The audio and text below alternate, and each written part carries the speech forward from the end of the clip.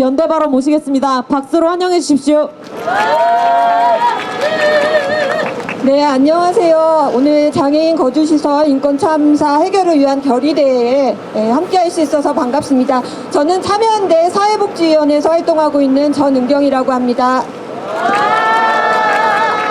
네, 제가 활동하고 있는 참여연대 사회복지위원회는 시혜가 아닌 권리로서의 복지를 만들어가기 위한 활동을 하고 있습니다.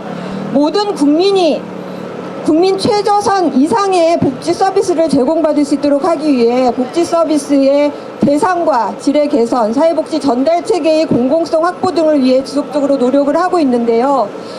제가 울산 태연 재활원 참사에 대해서 알게 된 것은 윤석열 즉각퇴진 사회 대개혁 비상행동 활동을 하면서입니다. 알고 계시겠지만 우리는 윤석열 퇴진을 넘어서 인권과 민주주의, 생태와 평화, 누구나 인간다운 삶을 누리는 세상을 만들기 위한 사회 대개혁을 이야기하고 있습니다. 각자 도생의 사회가 아닌 연대와 공존의 사회, 복지국가라는 목표를 달성하기 위한 다양한 과제들을 이야기하고 있습니다.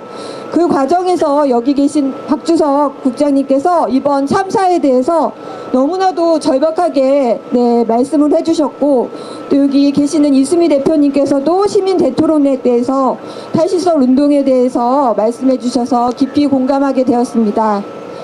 경찰에 의해 확인된 가해자만 20여 명, 피해자 29명, 한 달 동안 폭행 사실이 890건이라는 정말 충격적인 사건이라고 생각합니다.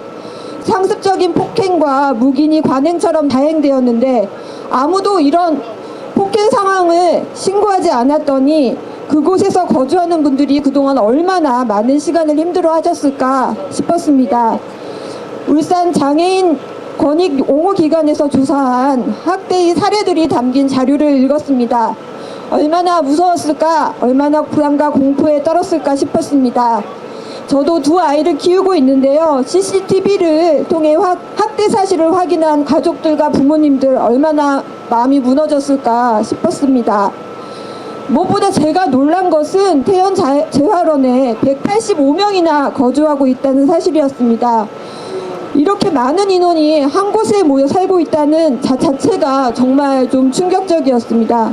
그래서 확인해 보니 여전히 우리나라는 30인 이상의 시설이 44.1%에 달하고 2011년부터 30인 이상 시설의 신규 개설을 금지하고 있지만 여전히 대규모 시설 중심으로 운영되고 있다는 것도 알았습니다. 시설 중심의 정책이 장애인의 자유와 권리를 제한해 왔음을 우리는 잘 알고 있습니다. 그동안 장애인에 대한 학대, 노동 착취, 비리 등의 인권 침해의 문제가 계속해서 발생하고 있다는 것도 알고 있습니다. 거주시설의 장애인이 본인의 의사에 반해 가족과 지역 사이에서 분리된 이후 10년, 20년, 심지어 사망시까지 살고 있다는 사실, 지역사회에서 격리되고 배제된 채 다양한 삶의 기회와 선택권을 제공받지 못한 채 그렇게 살고 있다는 것을 알고 있습니다.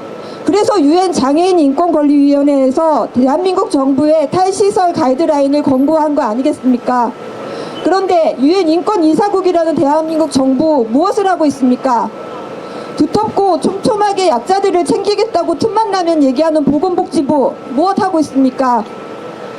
공대위가 요구하듯이 보건복지부 장관의 공개 사과, 이번 사건에 대한 철저한 진상조사를 촉구합니다. 또한 장애인복지법, 사회복지사업법에 따라 대형 인권 참사가 벌어진 장애인 거주시설의 즉각 폐쇄와 관리법인의 해산을 촉구합니다. 사회계 대개혁 특위 시민토론회에서 의견을 나누는 시간에 포스트잇에 붙여있던 글을 잊지 못할 것 같습니다. 거기에는 왜 내 주변에는 장애인이 보이지 않을까 생각해보기.